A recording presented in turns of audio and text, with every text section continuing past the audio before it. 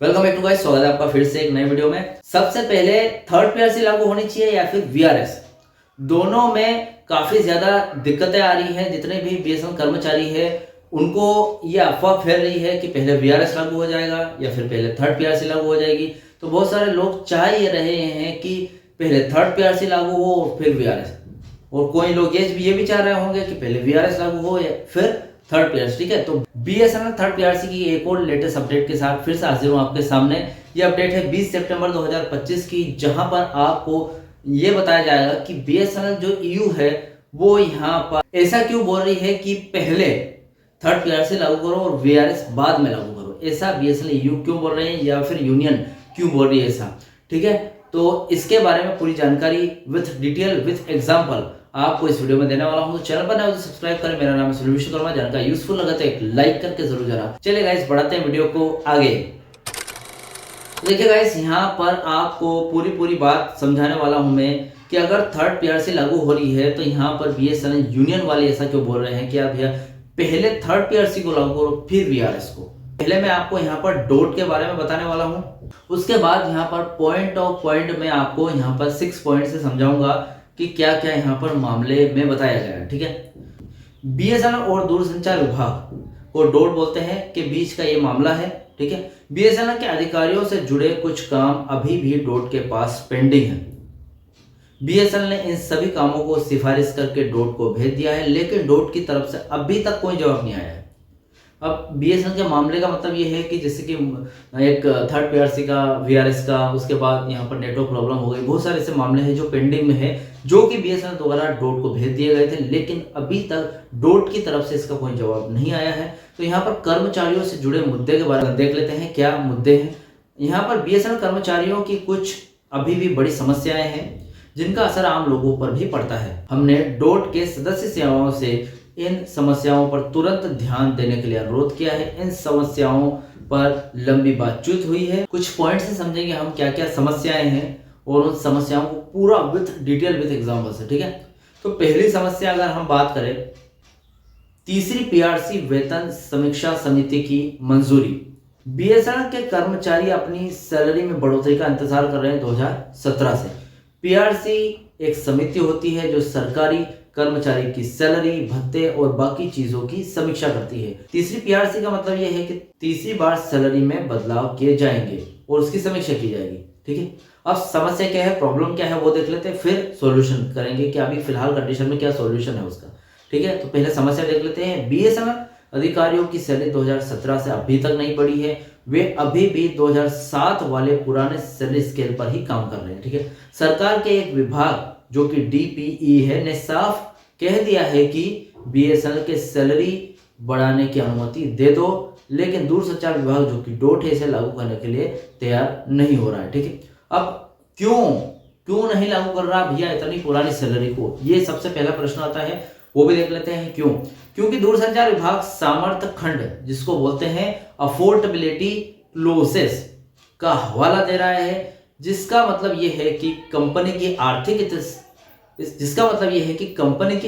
स्थिति इतनी ठीक नहीं है, इसलिए सैलरी नहीं बढ़ा सकते। ठीक है, मतलब ठीक नहीं है का मतलब आर्थिक स्थिति लॉस में जा रही है। मैंने बहुत सारे वीडियोस बनाए हैं इस पर। ठीक है, अब बीएसएनएल अधिकारियों को इस पर क्या कहना है वो देख लीजिए। बीएसएनएल अधिकारियों का कहना है कि वे घाटे के लिए जिम्मेदार नहीं है भैया, वे अपनी पूरी मेहनत से काम कर रहे हैं, लेकिन लगातार पुरानी सैलरी पर काम करने से उनका मनोबल टूट रहा है। ठीक है, गिरता जा रहा है। मतलब यह है कि बीएसएनएल यहाँ पर देखिए क्या बोल रहे हैं, डोट क्या बोल रही है कि बीएसएनएल की आर्थिक स्थिति घाटे में है, तो हम आपको थर्ड पीआरसी लागू नहीं कर सकते। इस पर बीएसएनएल कर्मचारियों को कहना है कि भैया हम आपकी जो बीएसएनएल की आर्थिक स्थिति के लिए जिम्मेदार नहीं है, हम अपने हिसाब से काम कर रहे हैं और पूरा मन लगाकर काम कर रहे हैं, लेकिन फिर भी आपकी कंपनी घाटे में जा रही है, तो इससे हमारा कोई लेना देना नहीं है। आप तो थर्ड पीआरसी लागू कीजिए और हमें भी जीने दीजिए। ठीक है, हमें भी थोड़ा मुश्किल भरे हमारे हालात है। ठीक है, जितनी भी महंगाई वगैरह बढ़ रही है इसकी वजह से बहुत ज़्यादा मुश्किल में हम, तो हमें थर्ड पीआरसी जो कि 2017 से रुकी हुई है, अभी तक काफ़ी टाइम हो गया, अभी तक लागू नहीं हुई, तो उसको लागू कीजिए। ठीक है, यहाँ पर बीएसएनएल कर्मचारियों का कहना है।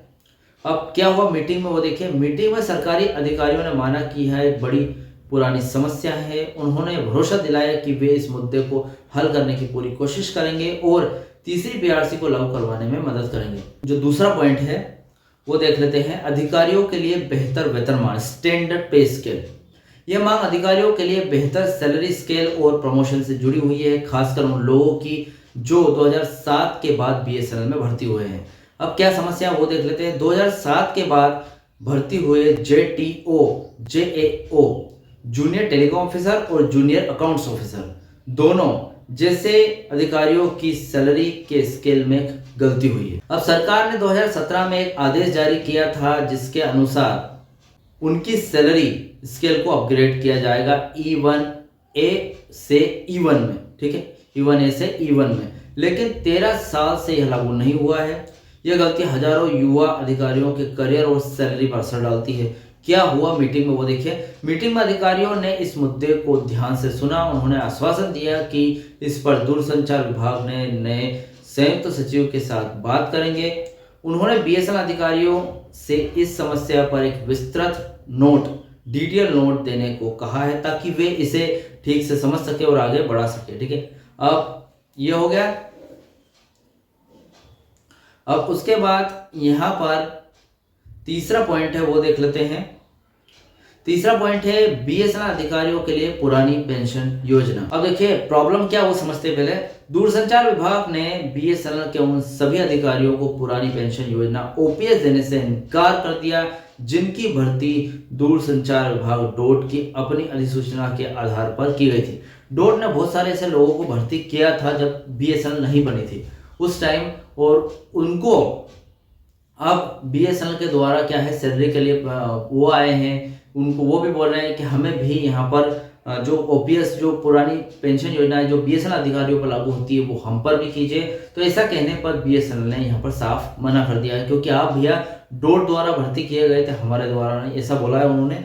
उसके बाद इसमें न्यायालय ने क्या कहा वो देखिए। अब यहाँ पर कुछ कोशिश की गई है बीएसएनएल संगठन द्वारा, वो भी देख लेते हैं। बीएसएनएल और कर्मचारी संगठनों ने बार बार डोट से इस मामले पर विचार करने का अनुरोध किया है कि बीएसएनएल ने स्वयं भी इस संबंध में सिफारिशें भेजी है, ठीक है। ये हो गया। इसमें कोर्ट का क्या हस्तक्षेप वो देख लेते हैं। हाल ही में केट चंडीगढ़ ने बीएसएनएल और डोट को इन अधिकारियों को ओपीएस देने का निर्देश दिया है, ठीक है। अब यहाँ पर भैया कोर्ट ने तो स्पष्ट बोल दिया है कि बीएसएनएल और डोट दोनों ही जो ये पेंशन योजना, मैंने आपको बताया था एक वीडियो में जहां पर पेंशन योजना के बारे में बताया था, उसमें जो पुरानी पेंशन योजना है वो डोट और बीएसएनएल दोनों ही लागू नहीं कर रहे हैं। तो सरकार ने इसे, कोर्ट ने पहले ही बोल दिया है, दोनों को यहाँ पर निर्देश दे दिए कि भैया इनको लागू करना बहुत ज़रूरी है। अब यहाँ पर वर्तमान कंडीशन क्या है प्रेजेंट में वो देख लेते हैं।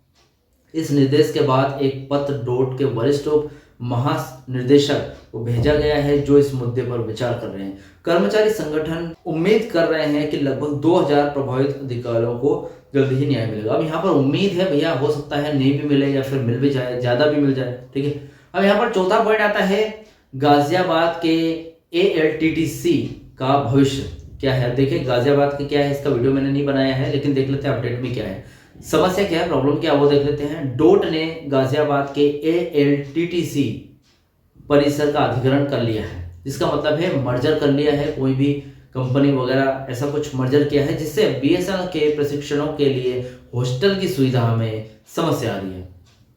अब देखिए क्या यहाँ पर प्रस्ताव लेकर आया है। बीएसएनएल ने डोट से हॉस्टल के लिए एक पुराने स्टाफ क्वार्टर को आवंटित करने का अनुरोध किया है। डोट का जवाब, डोट ने बताया कि ALTTC परिसर में एक अत्याधुनिक विश्व स्तरीय प्रशिक्षण केंद्र बना रहे हैं जिस पर 150 करोड़ की लागत ऑलरेडी निवेश हो चुका है, ठीक है। उन्होंने कहा कि इस नई सुविधा में बीएसएनएल के लिए हॉस्टल की जगह मिलने की संभावना बहुत कम भी है, ठीक है। तो यहाँ पर हॉस्टल की जगह तो नहीं मिल पाएगी ऐसा डोट कह रही है, और उन्होंने 150 करोड़ रुपये पहले से निवेश कर दिए हैं यहाँ पर अत्याधुनिक यहाँ पर प्रशिक्षण केंद्र बनाने के लिए, ठीक है। अब ये चौथा पॉइंट था। पांचवा पॉइंट देख लेते हैं स्थानांतरण नीति और समस्याएं, मतलब ट्रांसफर जो इन्होंने बनाया है। पहले बीएसएनएल कर्मचारियों के ट्रांसफर एक निश्चित नीति के अनुसार होते थे और पीजीएम पर्सनल को इसका पूरा अधिकार था, लेकिन अब यह नीति नहीं मानी जा रही है। ट्रांसफर बिना किसी समय नियम के मनमाने ढंग से हो रहे हैं। यहाँ तक कि कैंसर जैसी गंभीर बीमारी वाले कर्मचारी के अनुरोधों पर भी ध्यान नहीं दिया जा रहा है। कर्मचारियों को लगता है कि उनकी शिकायतों पर कोई सुनवाई नहीं हो रही है और इससे ये बहुत परेशान है। ठीक है, एसोसिएशन ने इस मुद्दे को उठाया और मेंबर सर्विसेज ने इस पर विचार करने का आश्वासन दिया है। ठीक है, अब लास्ट पॉइंट आता है वीआरएस का, जो कि बहुत ही ज्यादा जरूरी है। वीआरएस और अफवाह की स्थिति। यहाँ पर देखिए बहुत सारे लोग अफवाह भी फैला रहे हैं यूट्यूब पर कि भैया वीआरएस मिलने वाला है, वीआरएस सबसे पहले मिलेगा और थर्ड पीआरसी बाद में मिलेगी। ठीक है, तो बहुत सारे कर्मचारी ऐसा बोल रहे हैं कि नहीं, हमें थर्ड पीआरसी चाहिए, उसके बाद ही वीआरएस लागू करना। ठीक है, तो यहाँ पर क्या बताया गया देखते हैं। बीएसएनएल में दूसरे वीआरएस स्वैच्छिक सेवानिवृत्ति योजना को लेकर लगातार एक अफवाह फैल रही है। इससे कर्मचारियों में भ्रम और मानसिक तनाव हो रहा है, जिसका असर उनके काम पर भी पड़ रहा है। एसोसिएशन का कहना है कि वे तीसरे वेतन संशोधन पीआरसी के बाद ही वीआरएस का समर्थन करेंगे, क्योंकि कुछ कर्मचारी इसके लिए तैयार नहीं है। ठीक है, लेकिन बिना तीसरे वेतन संशोधन के वीआरएस का लागू होने का वो विरोध कर रहे हैं। हालांकि बीएसएनएल मैनेजमेंट ने कहा है कि कोई वीआरएस नहीं है, पर इस बारे में कोई आधिकारिक घोषणा भी नहीं हुई है, जिससे कर्मचारियों में अभी भी यहाँ पर अफवाह फैल रही है और भ्रम बना हुआ है। ठीक है, तो भैया ये थी 20 सितंबर 2025 की अपडेट, और वीडियो काफ़ी लंबा हो गया होगा मुझे पता है, लेकिन यहाँ पर अपडेट देना पूरी ज़रूरी है, पूरी अपडेट देना बहुत ज़्यादा ज़रूरी है। तो भैया ये 20 सितंबर 2025 की अपडेट है। इस अपडेट से रिलेटेड कोई डाउट क्वेश्चन वगैरह हो तो मुझे कमेंट बॉक्स में कमेंट करके जरूर बताना। और आपको क्या लगता है, पहले थर्ड पीआरसी लागू होनी चाहिए या फिर सेकंड वीआरएस, मुझे कमेंट बॉक्स में अपनी राय जरूर देना। वीडियो का अच्छा लगा तो वीडियो को लाइक कमेंट से जरूर करें। मिलते हैं गाइस नेक्स्ट वीडियो में। सी यू सून।